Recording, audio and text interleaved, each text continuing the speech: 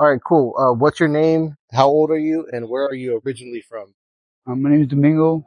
I'm 47. I'm from Hemet. And then can you tell me a little bit about yourself and how a little bit about your story? Um,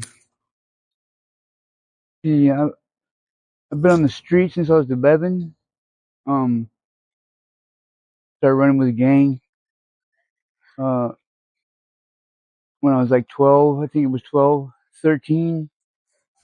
Uh, I was shot in the chest with a rifle, and I spent time in the hospital because of that, because it blew out my lung. And I think from there is when my addiction started, because they were giving me shots of morphine through my IV, and it felt like really good, you know. I was in a lot of pain too, but I think that's where my addiction came from, like from that. Because since then I've been using drugs, you know, um, and I've been homeless the whole time since then. Uh, I used to hang out with my mother, and we would do drugs together. You know, I was like 14, 15. Me and her would run around town and stuff doing drugs. And then, of course, I went to prison, and What age were you when you got shot? I was 13. Oh, you were very young. Yeah, I was 13 when I Dang. was shot. Yeah, I've been shot 3 times. I've been shot in the chest and then both of my legs. Um, at different times, you know, at different times. I was 13 when I got shot in my chest. I was 22 when I got shot in this leg, and 24 when I got shot in this leg. And do your legs look the same after? Was it just like one bullet or? Well, this one got hit with a 22, and this one, part of it was blown off with a sawed-off shotgun. Wow.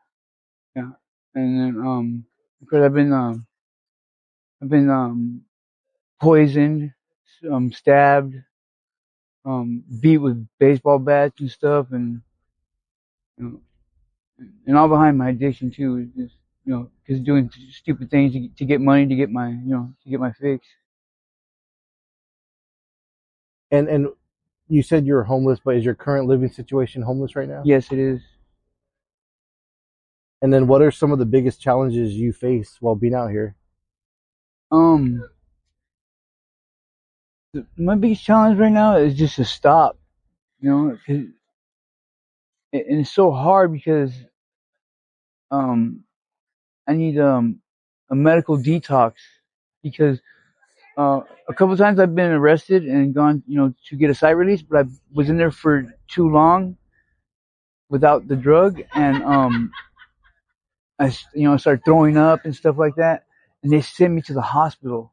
The hospital would think that I was overdosing because, you know, I'm not coherent or whatever, so they think I'm overdosing. They would hit me with Narcan, kept hitting me with Narcan. And it wasn't the case. I was withdrawing, so that happens every time I go to the jail, and so that sucks. But that's my biggest challenge, is to get off the you know, this drug that I'm on. So that's your goal, right? To get off Yeah, the drug. yeah, And is your current drug fentanyl? yes. Is it hard to get fentanyl out here right now, or is it very easy, like I readily mean, available for people? I mean, if you know where to go, yeah, I mean, but sometimes we gotta, like, you know, shop around because somebody might have some stuff that's not that good, or, you know, of course you want the good stuff, you know. So even though fentanyl is like when it first came out, it was very deadly. If people are still looking for like the good stuff, you still want something strong. Are you afraid that you might get like a strong dose that you can overdose? Oh, yesterday I almost overdosed because because I usually smoke it, and yesterday I didn't have nothing to smoke, so I scraped my baggies and I slammed it, and I slammed too much, and I thought I was gonna go out, and I shoved a Narcan in my nose real quick because I carry Narcan with me. I have like 12 things of Narcan just in case, you know, and somebody else goes out, or if I happen to go out. But that's the only time I've ever had an experience like that, almost going out. You Have you know. seen anybody else overdose? Oh yes, I've brought back many people. And you guys keep Narcan on you then? I keep Narcan on me at all times. Yes. Have you ever seen? I mean, from experience from these interviews, people die off this stuff all the time. Yeah. Is that because they don't get the Narcan there quick enough? You know what? Sometimes I'm not sure. I think it depends on their tolerance. But I've heard of people, dying and they've gotten Narcan and they just it just it won't bring them back. You know, and that's I say I've brought them back. I brought back like at least 25 people. Wow. At least, I saved. I haven't had anybody die on me yet. Um, and it's scary. It is scary. Is that something that everyone kind of prepares for? Like, if everyone's here doing fentanyl, does everyone kind of know if someone goes down, grab Narcan? Is that pretty common Yes, now? yes, yes. Oh, Yeah, because they have a place that comes around like a needle exchange thing, and they give us Narcan, and they kind of tell you how to use it and all that, and so everyone pretty much looks out for somebody. I mean, in that sense, like because other than that, everybody's all cutthroat out here, yeah, that's But good. if somebody's like dying, everybody pretty much helps, because nobody wants to see anyone die. Right. And then, what are some of the dangers that you face living out here? Uh,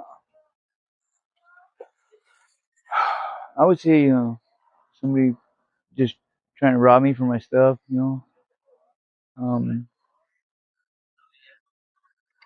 even sometimes there's crazy people, out here, and they don't know what they're doing, or they don't, and they come near you, and you tell them to get away, and they just keep coming. Uh, 'Cause I don't want to hurt anybody, and I don't want anybody to hurt me, Right. But I'm gonna defend myself at any cost. And then, what would you tell someone who has never struggled with addiction about how hard it is? It sucks getting up every day, having to, make sure that you have something, or else you're gonna be really sick. You know, it's not a good thing. Uh, To tell you the truth, I don't even know why I do it. I guess it's just for that feeling. You know, And then, what's one of the biggest lessons that you've learned on this from this experience?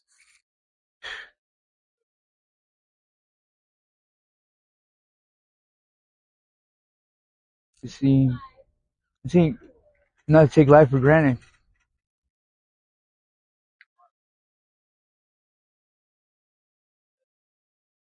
And if you could share one message with people watching, what would that be?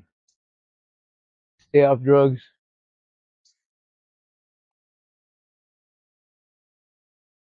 And if you can go back and give a younger version of yourself some advice, what advice would that be?